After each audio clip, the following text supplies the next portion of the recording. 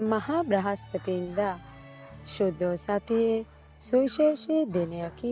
මහා බ්‍රහස්පතින්දා බ්‍රහස්පතින්දා යනු ක්‍රිස්තුන් වහන්සේ අන්තිම රාත්‍රී භෝජනයේ සහභාගී වී පාද දෝවනය කර ඉන්පසු ගෙස්සමනයට ගිය බව අපි දැන සිටියෙමු. එය නිවැරදි බව සත්‍යකි. ක්‍රිස්තුන් වහන්සේ අන්තිම රාත්‍රී භෝජනයට සහභාගී වී අනතුරුව පාවා දෙනු ලැබීම තුළ උන්වහන්සේගේ පාස්කුව සිදු වූ බව අභිධර්මිකව සත්‍යයක් යන්න මෙහිදී සඳහන් කළ යුතුය. මේ සමගම එදින ක්‍රිස්තුන් වහන්සේ ශුද්ධ වූ දිව්‍ය සප්‍රසාදය සහ තම එඩේරික ජීවිතය තුළින් පූජාත්වරය නම් වූ ප්‍රසාද නිධානය ස්ථාපිත කිරීම ඉතා සුවිශේෂී කාරණයකි. එදින දේවස්ථානය තුළ සවස් භාගයේදී මෙම සිදුවීම් සිහිපත් කරනු ලබන අතරම තවත් එදින පෙරවරුවේ සිදුකරනු ලබන සුවිශේෂී කාරණයක් වන්නේ තෛලය ආශිර්වාද කිරීමයි. වර්ෂය පුරාවට දේවස්ථානයන්හි භාවිතයට ගැනෙන ශුද්ධ වූ තෛලය ආශිර්වාද කර පූජා ප්‍රසාදිවරුන්ගේ කැපවීම අලුත් කරනු ලබන්නේද මහා බ්‍රහස්පතින්දා දිනේදීය.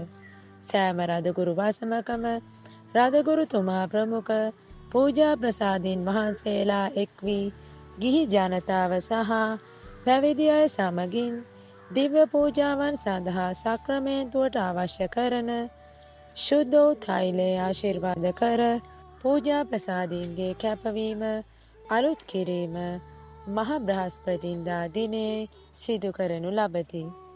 මහා බ්‍රහස්පතින්දා දිනේ සවස් භාගයේදී දේවස්ථානයෙන්හි සිදු කෙරෙන පිළිවෙත් කෙරෙහි විශේෂ උනන්දුවක් දක්වන බහුතර ජනතාවක් මේ කෙරෙහි අවධානයක් නොදැකුවත් මහා බ්‍රහස්පතින්දා පෙරවරුවේ සිදු කරන ඉතා වැදගත් කාර්යයක් ලෙසට ශුද්ධ වූ තෛලයට ආශිර්වාද කිරීම සැලකිය හැකිය.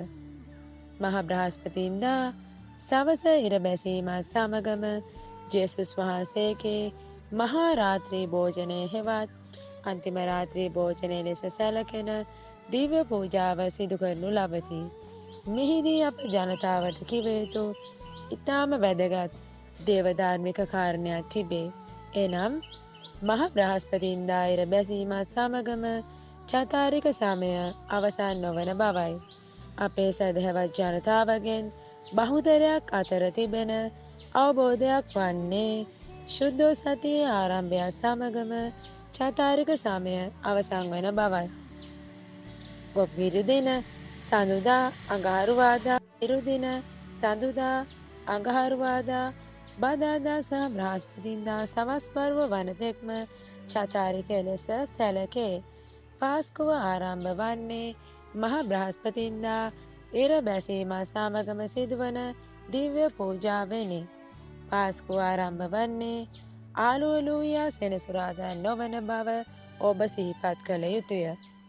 මහා බ්‍රහස්පතින්දා ඉර බැසීමත් සමගම ආරම්භ වන පාස්කුව මහා සිකුරාදා සහ ආලෙලූයා සෙනසුරාදා මෙම දින තුන පුරාටම සිදුවන්නේ එකම වන්දනා පිළිවෙතකි.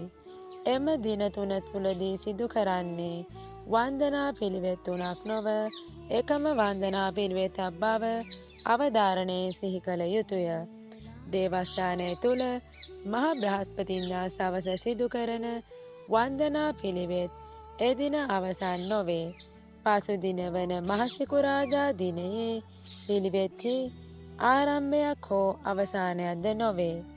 ආලෙලූයා සෙනසුරාදා පිළිවෙත්හි ආරම්භයක්ද නොවන මෙම පිළිවෙත් අවසන් වන්නේ ආලෙලූයා සෙනසුරාදා මධ්‍යම රාත්‍රී දිව්‍ය පූජාවෙනි. සරලම සඳහන් කළහොත් මහා බ්‍රහස්පතින්දා සවස ආරම්භ වන පාස්කු පිළිවෙත් අවසන් වන්නේ ආලෙලූයා සෙනසුරාදා මධ්‍යම රාත්‍රී දිව්‍ය පූජාවෙනි.